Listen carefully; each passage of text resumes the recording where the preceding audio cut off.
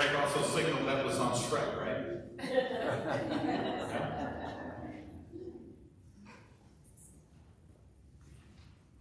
So when my son Zach was younger, we caught him chewing on electrical cords. We had to grind him. He's doing better currently. Conducting himself. Zach doesn't respect me at all. Yeah, what do I? That's right. No, we bought him a birthday cake. I brought it out, we had all the candles on there, and I said, blow out the candles and make a wish. He blew them out, and I said, so, do you think your wish will come true?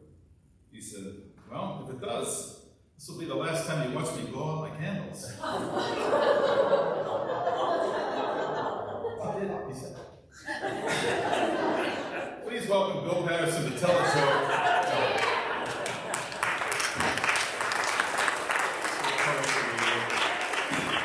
We appreciate Bill's contributions this year during Advent services, exposing us to poetry during our Wednesday night services. But I remember growing up, my dad, when we would mention poetry, my dad would recite "The Boy Stood on the Burning Deck." He learned that when he was in elementary school, and he never forgot it. And it's poetry like music, I think it sticks with you. And then I was watching The Rifleman a couple weeks ago. Maybe you guys are watching it, but Martin McCain had to also memorize "The Boy Stood on the Burning Deck." It's coincidence or what? Go. Okay. First, the joke. Is this working? Yeah. Yeah. Okay. A woman walks into a dentist's office, walks in and says, "Oh, a dentist's office. Oh! I think I am a moth." And he says, "Well, you probably need to see a psychiatrist." And she says, "I am seeing a psychiatrist." And he says, "Well, then why didn't you come in here?" She says, "The light was on."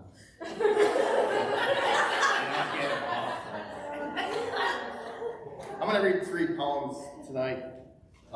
2 by E. Cummings that were written probably in the late 30s, early 40s.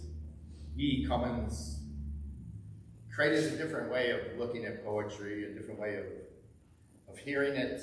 So the first poem I'm going to read is a poem about love and the way we can enclose and open, but almost embrace love in ways that sometimes logic or language maybe, we cannot describe it. It's something that transcends our understanding, but he does a lovely thing here. Somewhere I have never traveled gladly beyond any experience Your eyes have their silence. In your most frail gesture, there are things which enclose me, or which I cannot touch because they are too near. Your slightest look easily will enclose me, though I have enclosed myself as fingers. You open always petal by petal myself as spring opens, touching skillfully, mysteriously, her first rose. Or if you wish to be close to me, I in my life will shut very beautifully, suddenly, as when the heart of this flower imagines the snow carefully everywhere descending. Nothing which we are to perceive in this world equals the power of your intense fragility, whose texture compels me with the color of its countries, rendering death and forever with each breathing. I do not know what it is about you that closes and opens. Only something in me understands. The voice of your eyes is deeper than all roses. Nobody, not even the rain, has such small hands.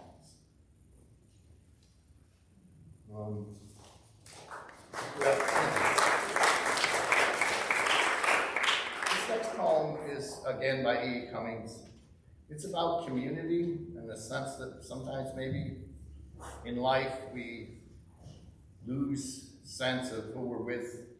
You know, community is not something we want to lose. I mean, we all are here because of that, right? That community we have.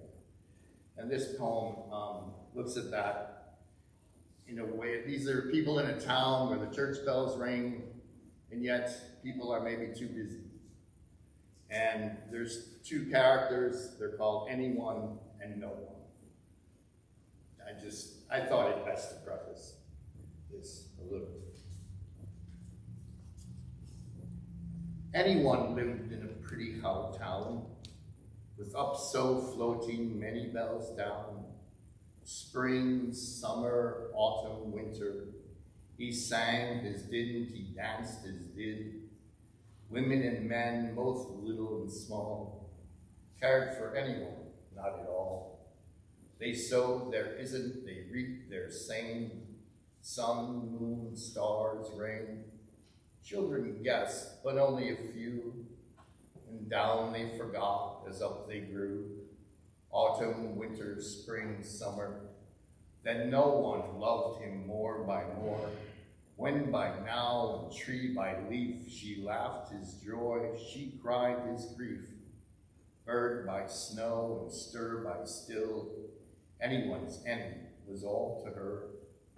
Someone's married their everyone's, laughed their cries and did their dance. Sleep, wake, hope, and then they said their nevers, they slept their dream. Stars, rain, sun, moon, and now only the snow can begin to explain how children are apt to forget, to remember, with up so floating many bells down. One day anyone died, I guess, but no one stooped to kiss his face. Busy folk buried them side by side, little by little and was by was, all by all and deep by deep, and more by more they dreamed their sleep. No one and anyone, earth by April, wish by spirit, and if by yes, women and men, both dawn and dean, summer, autumn, winter, spring, reaped their sowing and went their came. Sun, moon, stars, rain.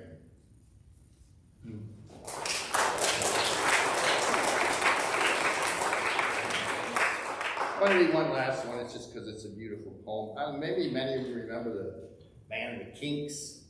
Yeah. Yeah, sure. They did a great song called Waterloo Sunset. I think one of their great songs. There's this great line Ray Davies sings, as long as I gaze on Waterloo sunset. Earth has not anything to show more fair. Dull would he be of soul, who could pass by a sight so touching in its majesty. This city now doth like a garment wear the beauty of the morning, silent, bare ships, towers, domes, theaters, and temples lie, open unto the fields and to the sky, all bright and glittering in the smokeless air. Never did sun more beautifully steep in his first splendor, valley, rock, or hill, ne'er I saw and never felt a calm so deep.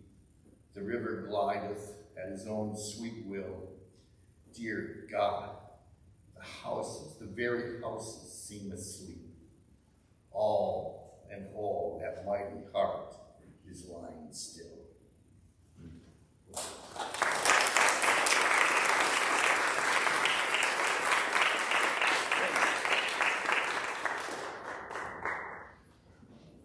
Thank you, Bill.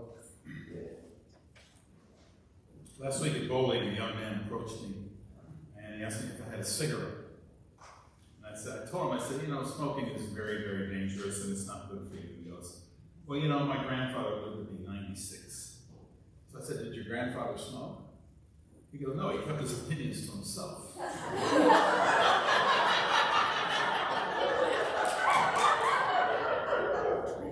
remember asking my dad if I could go ice skating on the pond. He told me, wait till it got warmer.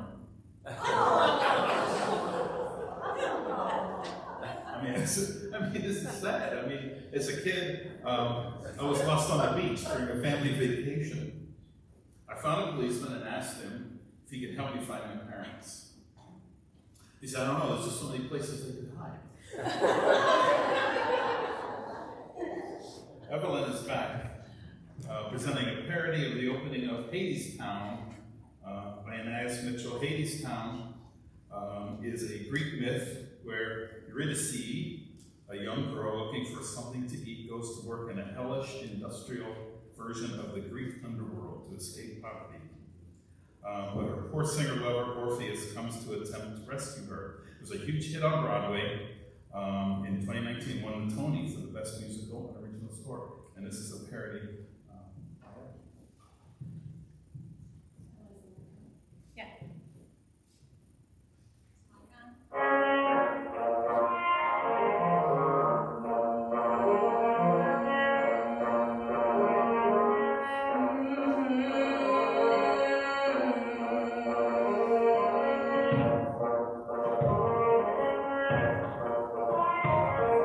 Once upon a time there was a music fest.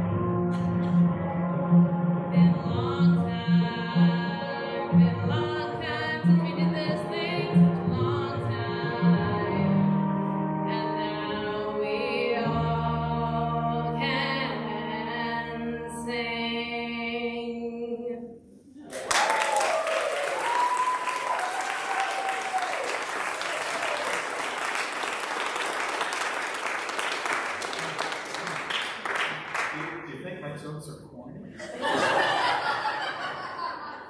They were highbrow. So Ellen's here to perform Toccata and Fugue in D minor by this guy, Johann Sebastian Bach. Scholars believe it was composed between 1704 and 1750, but was not published until 1833.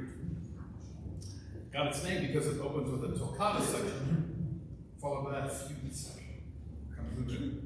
So I gotta say one thing though, all seriousness, I think we all have great memories of Ellen playing the organ. But one of my favorites was, if you remember, many years ago when John Beach was here, he taught a class on Islam, and we went and visited the Islamic Foundation North on Oak Lane Road and saw their service. But later, maybe a month or so later, they came over here to see what we were like, and they don't have music there. So Ellen played the organ, and I mean really cranked on these visitors, I mean in their eyes. It was just so neat watching them watch you play. So that's my Ellen.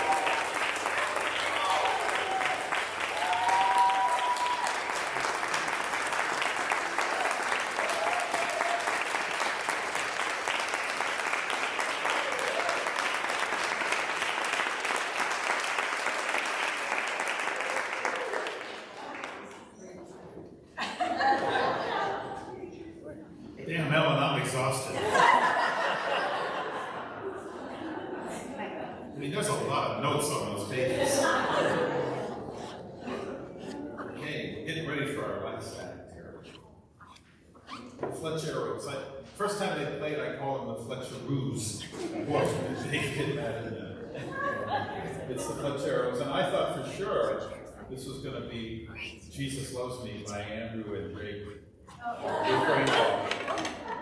Guess we have to watch it on YouTube now.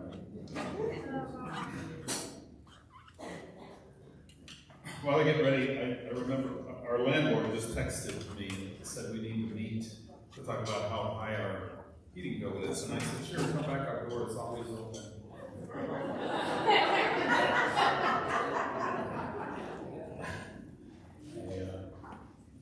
I tried to organize a hide and seek tournament, but you know, it was a complete failure. Good players are hard to find.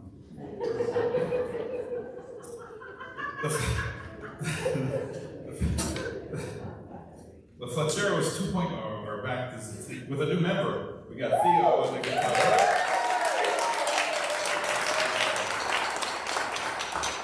They're going to be performing Twist and Shout by Phil Medley and Burt Burns.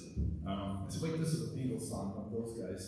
But it was originally covered by the Top Notes in 1961, the Isley Brothers in 1962, and then finally, the Beatles released it in 1964. Those of you that remember 45s, There's a Place was on the B-side. But it hit number 2 in the top 100 because the number 1 song was Can't Buy Me Love. So, Fletcheros 2.0.